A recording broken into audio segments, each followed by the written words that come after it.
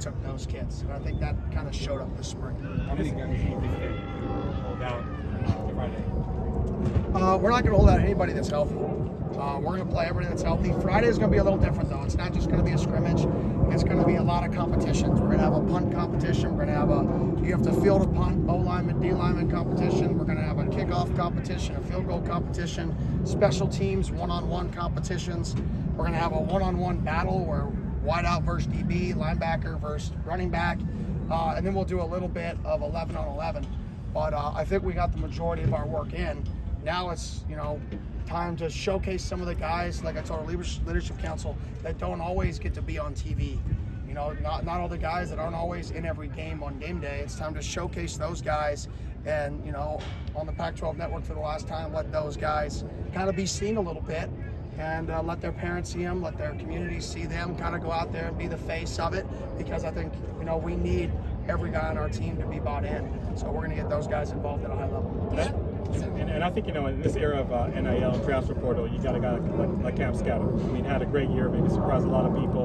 And, what does it say about his humility to come in better shape than last year, having a great spring, and, just tweeting yesterday, I'm a Sun Devil for life? Yeah, it's awesome. I think it just shows the direction we're going. If you look at the guys that we brought in as a staff, I think we've lost one guy that our staff has brought in the last 70-something guys we brought in. I think one of those has been our guy, a guy that we signed. And I think the guys that we're signing trust us because we don't lie to them, we don't promise them, we give them the hard truths, and they take those hard truths and they grow from them and get better. And they see that maybe some people will just tell me what I want to hear. Maybe that'll hinder my growth. But here you're going to get the truth whether you like it or not. And I think for a guy like Scott, he took that and he challenged himself. He got the best shape of his life, and he's probably my top 3 MVPs of camp because of his mindset and attitude. This spring ball has been absolutely night and day. I told him after the season, I don't know if you're a Sunday guy, in my exit meeting. I told him about a week and a half ago, I said, I think you're a Sunday guy. And that's just because his mindset and his work ethic. Spring practices, sometimes you can have dips throughout them, and maybe especially at the end. What would you say kind of the intensity has been like towards the end of these practices? Has there been any dip in your mind? I think there was one day, it was last Thursday, where we took the pads off and they were in helmets and it dipped. It wasn't a great day.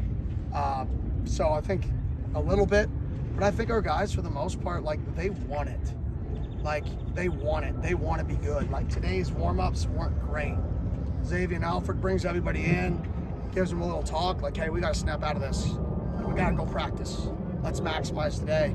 And then we went out and had a really good day today. And I think that's what I told our guys after practice is, we can't always be the coaches. You guys got to be able to look at each other and get yourselves out of a hole. And today we were about to fall into a hole, and our own team stopped us from falling into that in practice, and that's why I cut it short. So I'm like, you know what, we got our work in, and I'm proud of you guys for fixing the problem that was about to happen.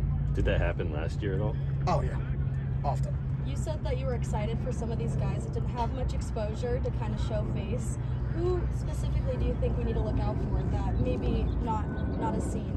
Yeah, Jack Ball, Adama. I could Borgay.